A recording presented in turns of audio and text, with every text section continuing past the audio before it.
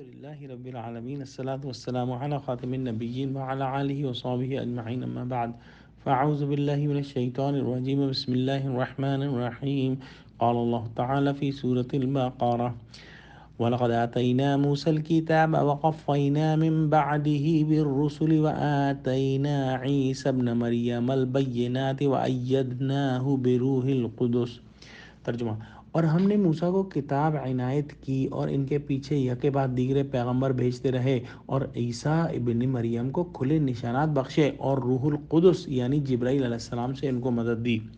ہم دیکھ چکے ہیں کہ بنی اسرائیل کے اندر حضرت یعقوب علیہ السلام سے لے کر مسلسل نبی آتے رہے، یہاں تک کہ آخر میں حضرت عیسیٰ علیہ السلام اور حضرت یحییٰ علیہ السلام دو اللہ کے جو ہے وہ نبی آئے، اور یہ نبیوں کا سلسلہ جو ہے وہ جاری رہا، اور جو تفسیر کی کتابوں میں 4000 نبی جو ہے ان بنی اسرائیل کے میں آئے، اس کا تذکرہ ہے۔ اور اللہ سبحانہ وتعالیٰ نے آخر میں حضرت عیسیٰ علیہ السلام کو بھیجا اور ان کو انجیل کے ساتھ ساتھ بہت سارے معجزے اور جو ہے نشانیاں دے کر بھیجا، اور ان کے اندر جو ہے وہ جو معجزے تھے، مردوں کو زندہ کر دینا، مٹی سے پرندے کی صورت بنا کر اس میں پھونک دینا جس سے پرندہ زندہ ہو کر اڑ جاتا تھا، مادر زاد اندھے اور برس والے کو اچھا کر دینا، صحت مند کر دینا، اور غیب کی باتیں بتا دینا، اور اس کے ساتھ جو حضرت جبرائیل علیہ السلام کے ذریعے ان کی تائید کرنا، یہ تمام چیزیں حضرت عیسیٰ علیہ السلام کو اللہ سبحانہ وتعالی نے عطا فرمائی، لیکن جو بنی اسرائیل تھے انہوں نے ان کو جھٹلا دیا،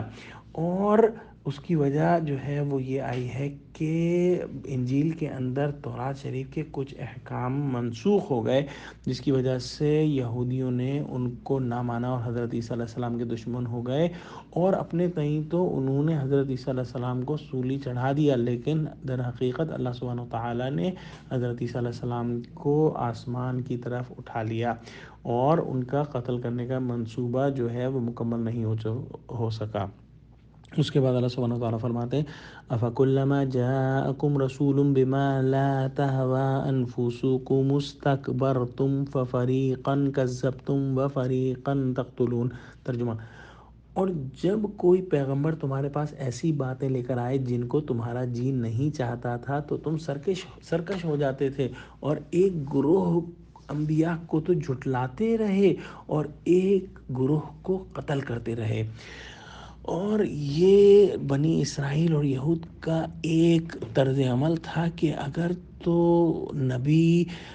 ایسا حکم لے کر آئے جن کو ان کا دل مانتا ہے اور پسند کرتا ہے تو اس کو مان لیتے،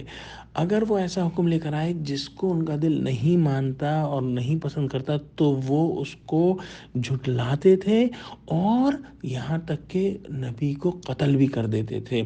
یہاں پر ایک بات نوٹ کرنے کے لائق ہے کہ اللہ سبحانہ وتعالیٰ نے جو جھٹلانے کے لیے صیغہ استعمال کیا ہے وہ ماضی کا صیغہ استعمال کیا ہے، جبکہ قتل کرنے کا جو صیغہ استعمال کیا ہے وہ مضارع کا صیغہ استعمال کیا ہے، جس کے اندر پریزنٹ یعنی حال اور مستقبل دونوں آ جاتے ہیں۔ تو یہی کام انہوں نے حضرت عیسیٰ علیہ السلام کے ساتھ کیا، اور یہی کرنا چاہتے تھے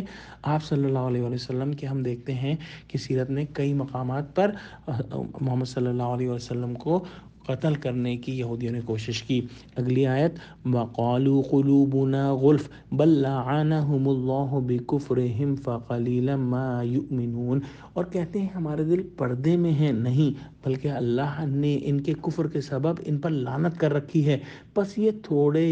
ہی پر ایمان لاتے ہیں۔ ان کو بڑا ایک زوم تھا، بڑا ایک جو ہے اپنے بارے میں گمان تھا کہ ہم بہت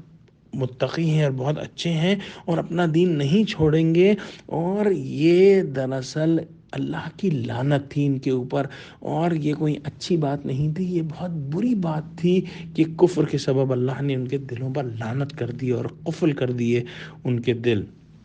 یا اللہ ہم کو قرآن کا فہم عطا فرما، آمین۔ وآخر دعوانا الحمد للہ رب العالمین۔ السلام علیکم ورحمۃ اللہ وبرکاتہ۔